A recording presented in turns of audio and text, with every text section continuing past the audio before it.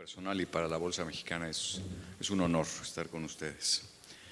Tenemos el reto en este panel de hacer las cosas mucho más rápido de lo que quizá teníamos todos previsto y poder transmitirles a todos ustedes los trabajos que traemos con mayor rapidez. Así que, si les parece, iniciamos. Traigo algunas láminas para compartir con ustedes la experiencia mexicana en cuanto a la instrumentación y evolución de la negociación electrónica en la Bolsa Mexicana de Valores, para luego pasar a revisar el caso de la experiencia colombiana en el avance que tienen ahora y que también nos puedan posteriormente platicar experiencias de implementación en distintos países. Se ha comentado aquí, los mercados en los últimos años se han automatizado y esto ha tenido un efecto muy particular, y es que ha multiplicado exponencialmente el volumen transaccional y ha ampliado también la profundidad y liquidez y cerrado los spreads. Si nos vamos por lo bueno del algorithmic trading, del high frequency trading, como lo explicaba Tommy Burema, si nos vamos por esa experiencia favorable.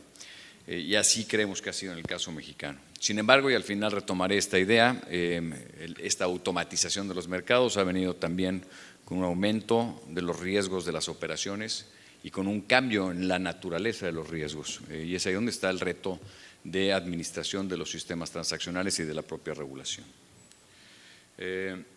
Los mercados electrónicos han también permitido, además de establecer estrategias como las que explicaba muy bien Tommy Burema, han permitido también generar mayor interoperabilidad para reconcentrar liquidez que de otra forma se ha venido fragmentando.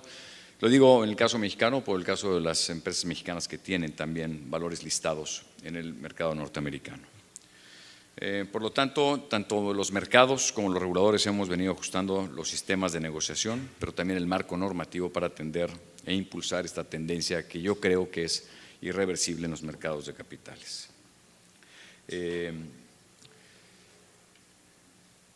Gracias a la tecnología, creo que la tecnología ha sido un driver muy importante de este cambio, junto con la institucionalización del ahorro y el surgimiento de los denominados hedge funds, pero principalmente la tecnología ha permitido, a través de los sistemas de enrutamiento de orden y las latencias, así como cambios regulatorios como la decimalización de las cotizaciones y la reducción de estas latencias, han producido que esta actividad electrónica en los mercados se haga todavía más activa actualmente, y que la tendencia marque hacia una carrera casi a la latencia cero. En el lado derecho podemos, perdón, ya hice aquí algo. Aquí simplemente les presento cómo ha cambiado el concepto de latencia en los sistemas de negociación. En el año 2000 las latencias eran de 10 segundos, eran sistemas híbridos entre mercados asistidos con cierta información electrónica y la viva voz. Para 2008 el estándar de cierre en promedio de procesamiento de operaciones en los sistemas de negociación era 100 milisegundos. Un año después bajó a 5 milisegundos. Para 2010 había roto ya la barrera del milisegundo para ubicarse en 900 microsegundos. Hoy el estándar de procesamiento en las plataformas electrónicas de negociación es de 100 microsegundos. Es así como ha evolucionado pues el concepto y lo que ha permitido hacer la tecnología. Y respecto de la actividad de negociación electrónica en los mercados, los mercados norteamericanos registran un 70% de su volumen asociado a negociación electrónica. Europa 40%, Australia 10%, Brasil, la información que tenemos, vio otro dato, 7%, en México tenemos 17% de actividad electrónica. Es probable que este dato esté mal, una disculpa. Esta es información estadística de la Bolsa Mexicana de Valores. Hoy, en términos generales, les comento, la Bolsa Mexicana opera 45,000, en el 2011 operaba 45,000 operaciones y hacíamos alrededor de 830 millones de dólares diario.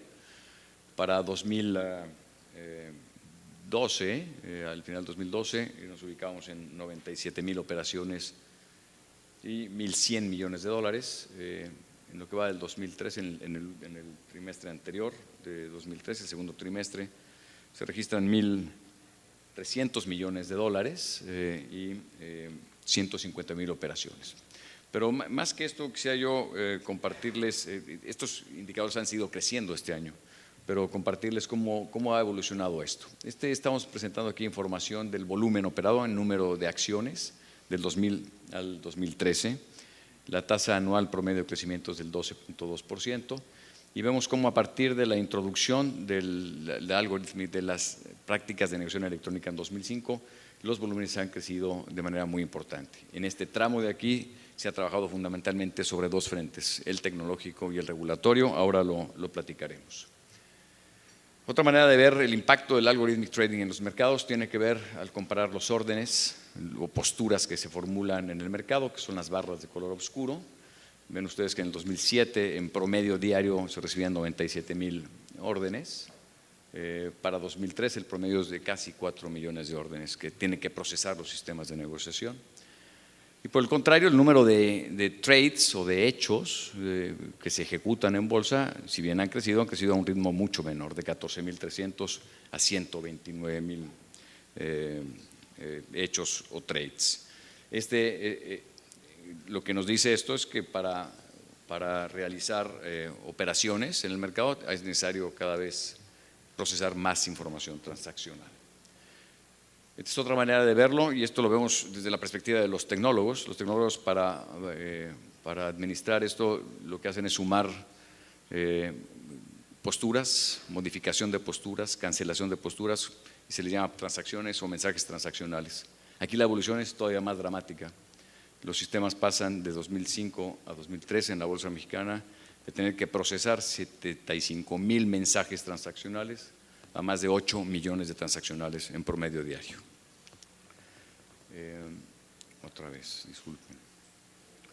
Y aquí lo que hacemos es un análisis de cómo se comportan los distintos intermediarios en la formulación de posturas y aquí vemos un poco de todo. Quisiera nada más hacerles ver, por ejemplo, lo que hacemos aquí es calcular un índice de eficiencia, que es el número de transacciones o mensajes transaccionales que deben de procesarse para realizar un trade. Y vemos en el mercado doméstico, por ejemplo, el más eficiente tiene un ratio de 3.86%. 3.86% de los mensajes que se procesan se convierten en un negocio para la bolsa. El más ineficiente en el segmento del mercado internacional de la bolsa tiene un ratio de 0.12%. Estos ratios de ineficiencia o de no ejecutabilidad de las posturas que se formulan son los que generan el gran reto tecnológico en las bolsas. Es de aquí que se formula en la Bolsa Mexicana de Valores y en la mayor parte de los mercados una estrategia. La estrategia se basa sobre el hecho de que esta es una tendencia y que es favorable para los mercados y que lejos de verlo como una amenaza hay que acomodar las cosas para darle espacio y atender esta demanda transaccional. De esta manera trabajamos en dos frentes, uno el normativo y el segundo fue un frente tecnológico. En el frente normativo trabajamos en una iniciativa que denominamos RINO, que es la regla operativa del mercado de capitales, y hicimos un primer conjunto de cambios que se orientaron fundamentalmente a actualizar la regulación operativa y darle entrada al concepto de negociación electrónica plenamente. Y por otro lado, ofrecer a través de la regulación flexibilidad para poder desplegar herramientas tecnológicas y enlaces de operación para todos los intermediarios. De esta manera se previó una administración de órdenes que diferenciara el flujo tradicional administrado del flujo electrónico que solamente debe de pasar y pasar ciertos filtros de riesgo, de liquidación y de operación para irse directamente a los libros de negociación de las bolsas. Se permitió a la Bolsa Mexicana tender tantos enlaces electrónicos como fuera posible a cada intermediario según sus modelos de negociación, dando pues una gran flexibilidad para administrar su flujo de órdenes. Se simplificaron órdenes, en particular la orden de cruce, que era muy barroca en la Bolsa Mexicana de Valores y era incompatible con el surgimiento, con la evolución del mercado electrónico, y se crearon reglas mucho más simples y acordes con las prácticas internacionales. Y finalmente se dio, digamos, un peso especial a la autorregulación dentro de las mesas de operación de las casas de bolsa para que pudieran también asegurarse del cumplimiento normativo y buen desempeño de la negociación electrónica a nivel del intermediario bursátil. Más adelante, un año después, liberamos otra iniciativa que se llamó Reino 2 y el objetivo fundamental con esta otra iniciativa fue instrumentar funcionalidad dentro del sistema de negociación que fuera compatible con la evolución del mercado electrónico. De esta manera incorporamos típicamente órdenes y funcionalidades de operación que son comunes o son práctica normal en los principales mercados internacionales. Por razón de tiempo no iré al detalle de lo que hicimos, pero les dejamos los materiales para que lo revisen. Pero sí hubo pues que instrumentar una estrategia de homologar y adoptar en México las prácticas internacionales para poder tener una armonía en el desarrollo del mercado electrónico, especialmente considerando que en el caso mexicano el inicio de la negociación electrónica vino de participantes internacionales. Por el lado de la tecnología, lo que hicimos en una primera fase fue darle espacio al sistema de negociación que teníamos y afortunadamente nos dio la posibilidad de que a través de optimizaciones y por otro lado de compra de equipo muy caro, pudiéramos darle pues al mercado la capacidad de procesar y de evolucionar en la parte electrónica como fue necesario. Sin embargo, en el largo plazo era imposible pensar que bajo esa solución tecnológica era factible y viable mantener un mercado y un crecimiento como el que se preveía. Entonces nos propusimos desde el año 2009, crear un nuevo sistema central de negociación. La decisión fue desarrollarlo nosotros mismos. Este sistema se liberó en septiembre del año pasado con muy buenos resultados. Nos permitió tener latencias o velocidades de 0.1 microsegundos y una capacidad hoy instalada de 200,000 órdenes por segundo. Y lo más importante no es que podamos procesar 200,000 por segundo, sino que podemos escalar esta capacidad de manera muy ágil añadiendo servidores. Por otro lado, hicimos un sistema de negociación multimercado y multiproducto, que esto soluciona tanto los requerimientos del mercado accionario como el de derivados. Y sobre toda esta plataforma pues está montada pues una solución de comunicación de primer mundo, de gran capacidad y gran velocidad. Entonces, regulación por un lado y tecnología son la respuesta a la necesidad de evolucionar el mercado, y regulación ahora tiene también pues el gran reto también de poder atender los retos e implicaciones de la automatización. Y aquí rápidamente comentarles que los riesgos, como les decía al principio, son ahora de naturaleza distinta, muchos provienen de la tecnología y su dimensión además de estos riesgos es mucho mayor. Los temas y aspectos que estaban bajo el control de las bolsas, los reguladores y los intermediarios hoy no necesariamente lo están. Hoy las decisiones y ejecución de todos los algoritmos está fuera inclusive de las mesas de operación de las casas de bolsa. Los controles tradicionales entonces son insuficientes o en algunos casos son incluso obsoletos. Las casas de bolsa son en muchos casos vía de acceso a los mercados y cada vez menos son, digamos, el medio a través del cual se ejecutan estrategias de negociación y ejecución de órdenes. Y la regulación se ha tenido que rediseñar, primero para facilitar el proceso de crecimiento electrónico, pero ahora para instrumentar controles y prácticas que eviten incurrir en riesgos mayores. En la Bolsa Mexicana de Valores estamos instrumentando un programa de fortalecimiento de la operación del mercado de capitales, derivado de nuestros propios problemas con errores y funcionamientos inadecuados de algunos algoritmos. Aquí lo único importante que quisiera yo comentarles es que la cadena transaccional debe verse de manera integral y hay aspectos que hay que atender en el ámbito de operación de los intermediarios y sus controles y sus prácticas de riesgo, otras en el ámbito de los sistemas de negociación de la bolsa, lo hemos estado haciendo nosotros, y otros también, y muy importante, al nivel de las cámaras de compensación y liquidación o contrapartes centrales que administran la liquidación de las operaciones. Bienvenido el High Frequency Trading, el Algorithmic Trading, pero nos falta todavía trabajar mucho en poder asegurar que los efectos nocivos de situaciones como las que mencionaba Tommy puedan atenuarse y anticiparse. Desafortunadamente no se puede regular lo que no se conoce, ¿no?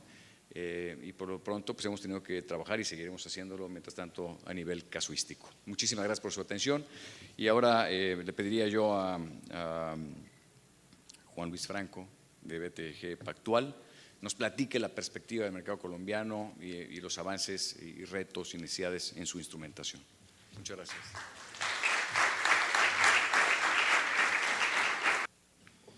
Bueno, muchas gracias. Buenas tardes a todos. Gracias a su bolsa, la Bolsa de Valores de Colombia, por la invitación.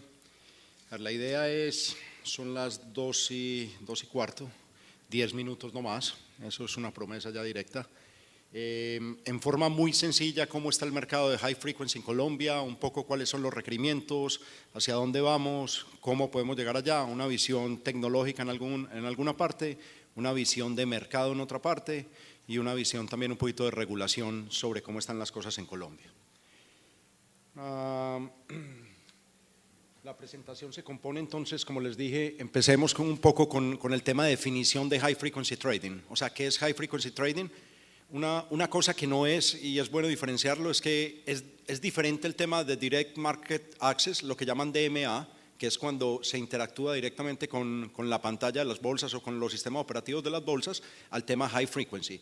La definición más usual que hemos tenido de high frequency básicamente es: el high frequency se considera cuando se hace una operación, un loop de operación y se cierra en menos de una hora. Es como la definición más normal, tradicional, que obviamente no está estandarizada, como ahora bien lo decía Tommy, pero un poquito lo podríamos entender.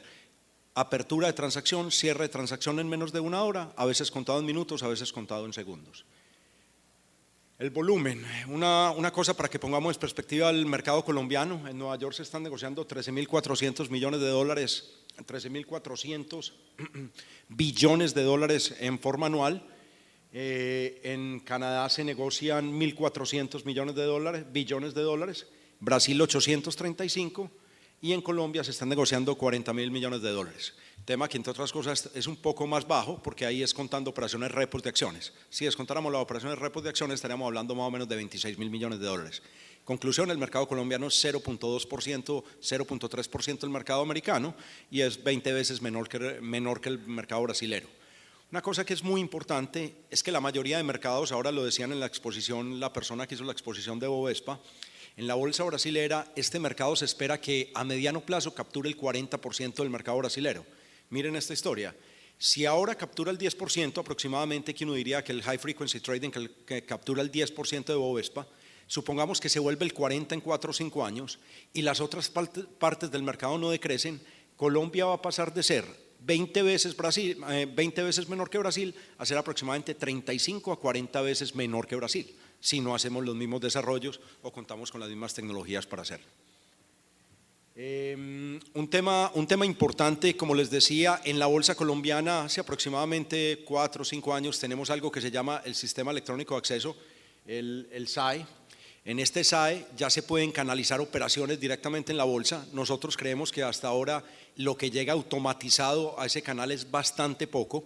Básicamente el SAE representa un volumen, representa entre el 3, el 4 y el 5% de las negociaciones de la Bolsa de Valores colombiana, 3, 4, 5, creemos que de trading automatizado, de trading algorítmico, de trading que venga de computadores directamente y que vaya enrutado directamente a la bolsa, es completamente mínima la proporción, cercana a 0 diría.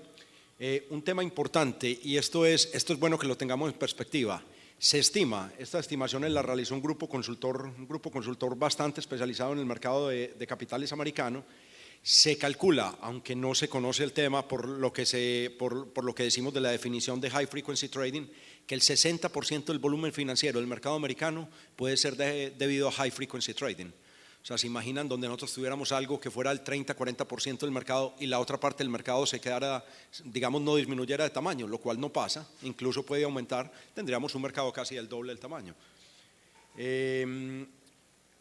Un poquito también el tema, en Brasil esta estadística que también acá es del 4 o 5%, el direct market access, estamos hablando que es aproximadamente el 30 al 40% también, tema también muy alto comparado con los estándares colombianos. Entonces el reto es crecer esto y la única forma de crecerlo es que esto no sea, porque apunta, digamos, de e-trading solamente con home brokers, con clientes directamente desde su casa ejecutando, aunque se va a crecer y ha sido la manera en que hemos capturado este 5%, no es la única manera. También hay que colocar rápido las reglas de automatización. Ya vamos a ver un poquito los limitantes.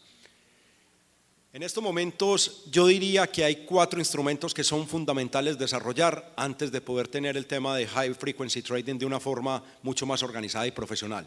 Primer tema a destacar, tema de market making de acciones. En este tema se ha venido haciendo digamos, un trabajo importante con los legisladores, tanto Ministerio de Hacienda, Superintendencia, trabajando en el tema de cambiar un poco la reglamentación actual de market maker. La reglamentación actual de market maker en Colombia se llama contratos de liquidez, tiene una prohibición importante que impide que nosotros como intermediarios podamos actuar como market makers eficientes en el mercado. Básicamente es cuando uno es market maker de una acción en un programa donde uno coloca la plata para hacerle market maker a la empresa normalmente, digamos, da un fee por esos trabajos de market making. Hay una prohibición expresa de que si se hace ese market making sobre la acción, la compañía ya no puede actuar en posición propia sobre esa misma acción. Obviamente los incentivos para cualquier empresa de decir le hago market making a esta acción, pero ya después estoy prohibido de por vida de volver a comprar esta acción en mi posición propia, obviamente hacen que sea inviable esa historia. En Brasil el mercado funciona bien, el mercado de contratos de liquidez de market making funciona bien, los emisores son activos contratando estos servicios de market making. De verdad que es un tema que estamos desarrollando con los legisladores y vemos buen ambiente pues para un potencial cambio de esta legislación. Segundo tema es el tema del doble listamiento. Claramente las acciones colombianas que tienen doble listamiento o que tienen ADRs de nivel 2 o 3 son acciones mucho más líquidas que las acciones tradicionales. En Colombia tenemos 9 acciones con listamiento en ADRs. De esas 9 acciones, hay 7 acciones que tienen listamiento nivel 1, hay una acción con listamiento nivel 2 que es Ecopetrol y hay una acción con listamiento nivel 3 que es Bancolombia. Las otras, un reto que creo que es interesante, incluso con el reconocimiento que se le hizo a los emisores, se podría intentar también trabajar el tema, es que estos emisores vayan avanzando en ese nivel de listamiento. Pasar de nivel 1 a nivel 2 hace una diferencia muy grande en liquidez para las acciones. El dual listing, obviamente las acciones de Canadá muy bien también. TTBs y ventas en corto. Aquí hay un tema que normativamente también estamos en discusión y también ha sido un proceso largo, es el tema de la reglamentación de la transferencia temporal de valores. Todos los conferencistas han sido claros en el tema de que préstamo de valores para poder hacer ventas en corto es fundamental. Estrategias de cobertura sobre opciones, sobre derivados no hay si no hay ventas en corto. En la legislación hay una inclinación a las ventas en corto, asimilarlas bastante al tema de repos. Por ejemplo, hay una inclinación muy grande a que las firmas solo puedan tener un porcentaje, digamos, de su nivel patrimonial o de su nivel de liquidez, etcétera, como porcentaje de cada cliente que tenga transferencia temporal de valores. Obviamente, en cualquier parte del mundo, digamos, esos temas no están relacionados. Solo por el tamaño hablemos de los fondos de pensiones, que deberían ser los prestamistas natural, digamos, de las acciones y los llamados a hacer transferencia temporal de valores. Tener un patrimonio de una firma que sea similar al tamaño de todo un fondo de pensiones, eso es inviable e imposible. Entonces este es un llamado que hacemos, pero estamos trabajando también en conjunto para que la transferencia temporal salga.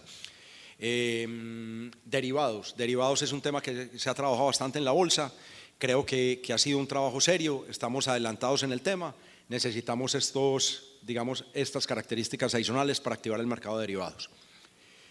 Temas tecnológicos, aprovecho también pues la presencia del gerente de tecnología de la bolsa y el doctor Juan Pablo para hablar un poquito sobre los requerimientos tecnológicos de la bolsa.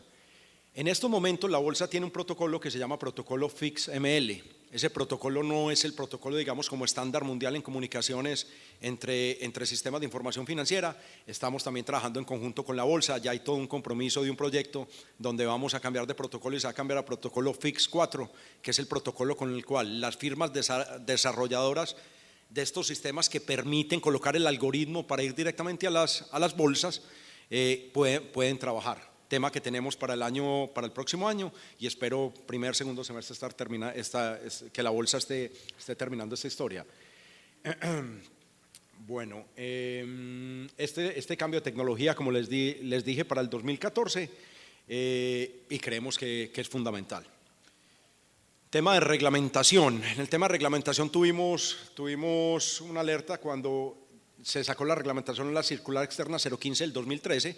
En la circular externa tenía una prohibición de hacer high frequency trading directamente. Afortunadamente en el borrador preliminar estaba, y finalmente con reuniones, esto ha sido un desarrollo grande que se ha hecho en Colombia de que los proyectos sean discutidos antes de volverse ley, y con base en eso pudimos organizar el tema y la circular salió, pero con los conceptos adecuados de regular el tema de home brokers por ahora.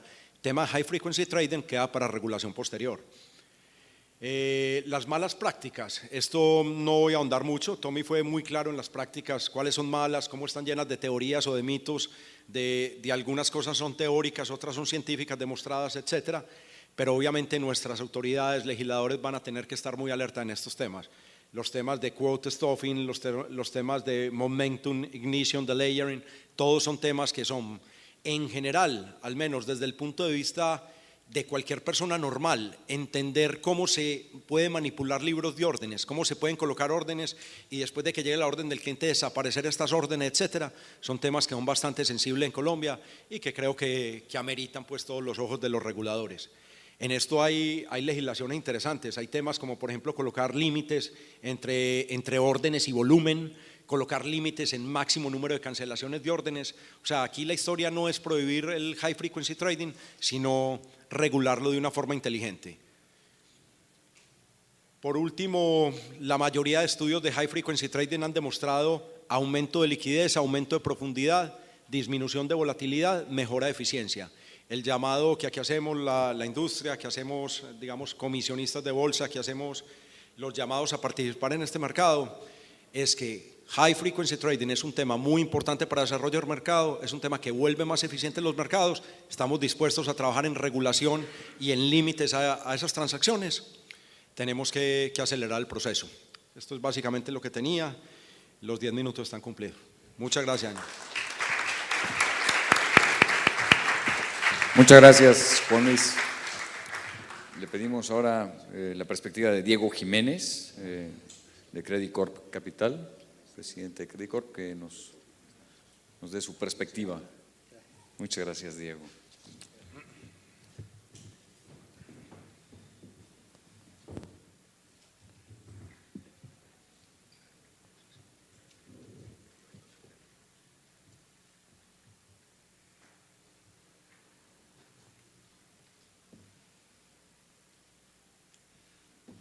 Bueno, buenas tardes. Muchas gracias al doctor Juan Pablo Córdoba, al doctor Jaime Humberto López por la invitación y para poder compartir con ustedes la experiencia de Correval Credit Corp Capital. Yo tenía previsto una presentación de 55 minutos, pero si hubiera sido el primer panelista, creo que ahorita con 3 minutos que tengo va a sobrar tiempo y tengo que hacer un gran esfuerzo para no repetir lo que ya han dicho los expositores anteriores.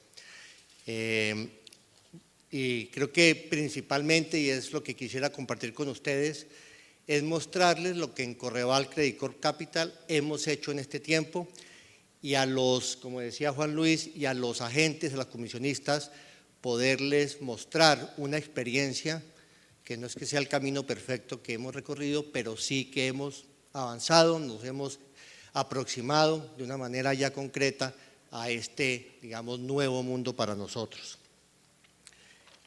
Perdón. Creo que estos ya hay algunas cifras que han comentado, simplemente con esto lo que queremos decir es que estamos lejos, muy lejos de poder hablar del high frequency trading y algunos temas comparativos ya un poquito aterrizados a nuestra región. En capacidad, no en operación, pero y hablando del tema de infraestructura, si cogemos la capacidad que tienen los sistemas, la infraestructura tecnológica de Brasil, tiene una capacidad para procesar 7 millones de órdenes al día. México de 3 millones de órdenes, Chile de 1 millón de órdenes, Colombia 400.000 y Perú 100.000. Creo que esto muestra claramente pues, en dónde estamos y a dónde debemos llegar. En términos de latencia lo han hablado, pero vuelvo y reitero, para aterrizarlo a nuestra región, Brasil está en 1.1 milisegundos, México en 20, Chile en 60, nosotros estamos en 100 y no tenemos información de Perú. Entonces también muestra claramente. Y las plataformas, caso de Brasil Puma, Monet en México, Telepregón en Chile, el sistema que tiene la bolsa ya hace unos años de Exstream y Elex en Perú. Entonces, y México y Brasil han avanzado sustancialmente en toda esta plataforma tecnológica, aumentando su capacidad 25 veces. Chile, Colombia y Perú estamos iniciando. Y acá, como decía Juan Luis, y quiero reforzarlo, en el caso de Colombia nos estamos trabajando bajo un desarrollo particular, individual, muy propietario, que es el FIX ML5. Tenemos que cambiar porque no es el estándar del mercado, pero ya pues, hay un plan de trabajo. Tal vez como dice el proverbio chino, el mejor momento para haber sembrado un árbol fue hace 20 años. Pero el segundo mejor momento para sembrarlo es hoy. Entonces creo que tenemos que mirar todo sobre qué hay que hacer para recuperar algunas cosas que no se han hecho. Yo creo que lo importante y que donde quisiera resaltar muy con el enfoque de lo que podemos hacer las firmas es que ha habido unos avances y obviamente aquí se trabaja en paralelo, como lo han dicho los expositores, en términos de los canales de negociación y en términos de los productos. Canales como e-trading, están los APIs, que son los protocolos de interfaces, digamos, propietarios desarrollados por cada broker. En el caso de Correval, Credit Corp Capital, estamos en ese estado y el paso siguiente es FIX, que ya han hablado. En nuevos productos que no vale la pena agregar, tal vez lo que yo diría es y hago referencia al momento en que se creó la Cámara de Riesgo Central de Contraparte y estábamos evaluando la factibilidad del negocio y veíamos las cifras tan grandes, el crecimiento tan importante que se daban en otros mercados y el potencial tan grande. Creo que lo que hoy estamos aquí discutiendo es ese crecimiento no se puede lograr si pretendemos transar como hoy en día se transa. Hay que pavimentar la autopista para poder llegar realmente a esos crecimientos. Si seguimos por el camino, la carretera destapada, que es la negociación tradicional, nunca tendremos la capacidad de crecer porque humanamente es imposible hacerlo. Y esto creo que es importante porque pues, requiere un compromiso de parte de todos los agentes, de parte de los proveedores de infraestructura, para que eso se vuelva realidad y podamos pues, ir recorriendo ese camino. Esto ya lo han hablado, tal vez lo que quisiera hacer referencia es en la parte inferior y algo de lo que en Correval hemos hecho. Básicamente tenemos en la parte de algoritmos, que es lo que hablaban también sobre el algoritmo trading, que es diferente a high frequency trading. De hecho, tenemos algoritmo trading sin necesidad de tener el high frequency trading en productos y algoritmos como el VWAP, el TWAP y el POF. ¿Eso qué es? En términos ya de oferta de producto a los clientes, que a un cliente con el VWAP podemos desarrollar un algoritmo para comprar y vender el precio operado promedio del día. El algoritmo lo hace y quita el trabajo de un broker, de un comercial, un trader, que es imposible, es muy difícil hacerlo. Entonces, hoy le ofrecemos a clientes nuestros la posibilidad de desarrollar su estrategia con este algoritmo. Ya lo tenemos. El segundo, el TWAP, se refiere a lo mismo, a comprar un promedio, pero no en el día completo, sino en un periodo de tiempo intraday. Hombre, yo quiero comprar el promedio entre las 8 y 11 de la mañana, producto del desarrollo de su estrategia que quiere por alguna razón pues, hacerlo de esa manera. Y el POF es estar operando, las instrucciones quiero estar comprando o vendiendo el X% de lo que opera el mercado. Yo quiero estar en el 30% o en el 20% o en el 10%, y entonces estos algoritmos lo que hacen es poder ejecutar eso de una manera que para una persona pues sería muy complicado. Esto ya es realidad en el caso nuestro, obviamente, como les digo, con el tema de los protocolos diseñados en Excel o en .NET, pero tenemos que dar el paso pues para darlo en Fix, para hacerlo en Fix, perdón. Y obviamente pues ofrecemos las conexiones Fix que permiten automatizar, estamos allí, pues ya hay proveedores que antes pues no estaban en el mercado, pues el tema hace unos años comenzó DataIFX, Agora, hoy en día se encuentran plataformas como, proveedores, perdón, como el mismo, como Fidesa, que están pues ya participando en el mercado aquí en Colombia con un interés bien importante. Creo que lo último que diría es que en términos de regulación, lo más importante creo que tenemos que sentarnos para entender de qué estamos hablando y que eso debe ser un trabajo en conjunto entre los agentes del mercado y los reguladores. Y distinguir algorithmic trading, saber qué es con high frequency trading y especialmente que defina, digamos, definir un marco jurídico muy específico y muy, digamos, muy exigente para que todo el tema de la tecnología necesaria para poder abordar esta plataforma y los mecanismos de control de riesgo, que claramente si están bien definidos, pues ya andar a 1000 kilómetros o a 1.000.000 de kilómetros por hora en una autopista, pues no hay problema si todos los mecanismos, si toda la estructura tecnológica y de gestión de riesgo están previamente definidas. Entonces, necesitamos nuevos actores, no lo podemos hacer uno o dos no más, o tres. Tenemos que las firmas meternos en esto, entender esto, pero realmente es una de las posibilidades para ofrecerle al mercado las alternativas y las estructuras de producto que también nos comentaban anteriormente. Y creo que con todos estos paneles que ha habido, que los felicito además, ¿verdad?, por la calidad de exposición, vamos a tener nosotros como firmas un referente para nuestra estrategia hacia adelante. Y esto no tiene alternativa de que nos metamos pues en estos temas. Muchas gracias. Y no fueron 3 minutos, fueron 10. Gracias. So I'm going to make this short and sweet. I know everyone's been here for many hours, so I'll try to make this and wrap this up within 5 minutes. I'm going to take a sort of different approach to this and not necessarily view this per se as it relates to Colombia or as it relates to Brazil or any other market, but just high-frequency trading in itself.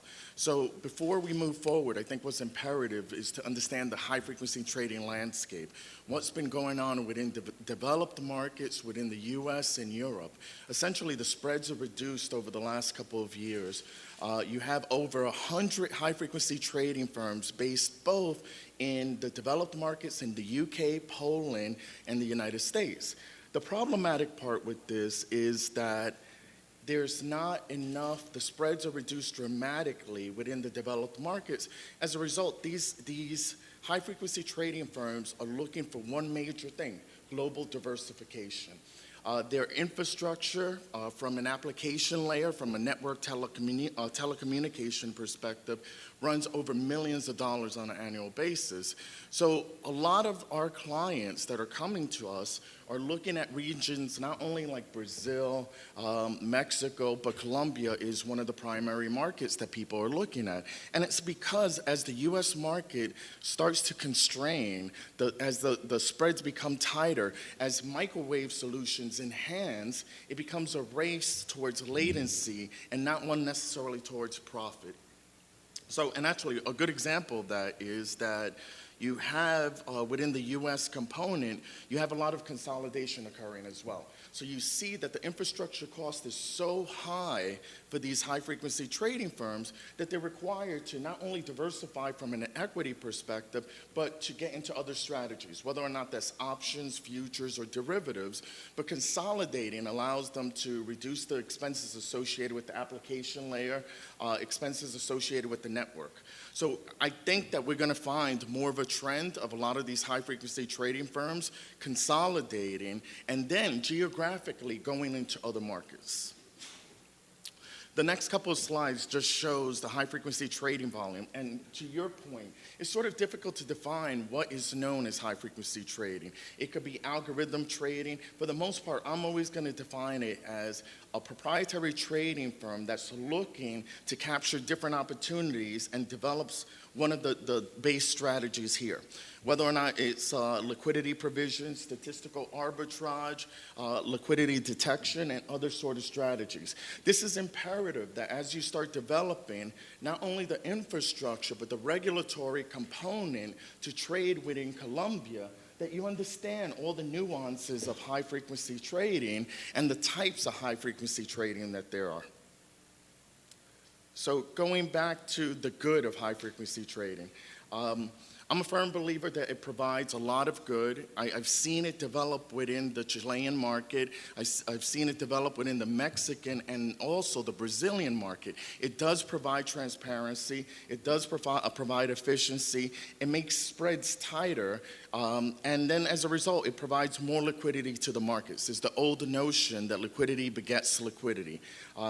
You could take a look at the commission rate over the last 20 years, and empirically, I probably would assume you would agree with me, you see commissions dropping, which inevitably are fundamentally very good for retail clients, but also for institutional clients. The bad components of high-frequency trading. One of the major components that could be somewhat disturbing when an exchange allows high-frequency trading is the number of messages. The concept of cancel replace is enormous. The number of messages that go through in ratio to the actual execution generally hovers, it depends on what the strategy is, from 1 to 12, or anywhere from 20 to 30. So one of the components that an exchange needs to look at and actually even penalize high-frequency trading firms is if they're absorbing bandwidth that is not going to allow real market participants to actually become active within those markets.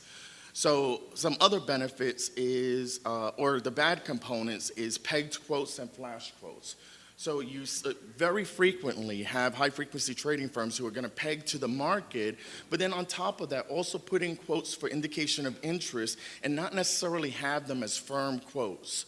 So you see that actually has a lot of people in uproar, and one of the components of latency is front-running. So although the concept of front-running is not similar to how it was during the 90s, because intellectually or from an infrastructure perspective, I might utilize microwave solutions, I'm able to get market data a lot quicker than most other vendors can. So I actually see the full depth of the market a lot sooner than other participants. So some argue because of that, there's a front running of sorts.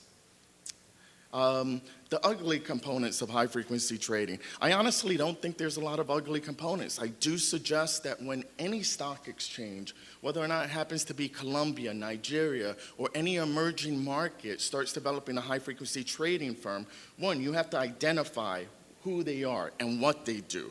Because it's not as simplistic as saying they're stat arb. It's not as simplistic as saying they're just market makers. But then on top of that, develop a market surveillance program that allows you to track the benefits and also any sort of detriments. You find that if we could learn anything from the United States, is that the Securities and Exchange Commission has not necessarily done a good job here, that fragmentation is not necessarily the best thing in the world, nor is a monopoly, but in the same token, too much fragmentation is bad. It just allows too many different rule sets, and it doesn't allow one individual to say, these are the rules and regulations associated with this sort of trading. From the ugly perspective, and it's not really ugly, I just advise that the stock exchanges develop a good market surveillance program, a good risk management program, and then on top of that, any sort of information that detects front running or any sort of activity that could disadvantage institutional clients across the board. So, and then these are just interesting facts on high frequency trading. You could look at it at your leisure. But like I said, less than 5 minutes. So I hope you enjoyed.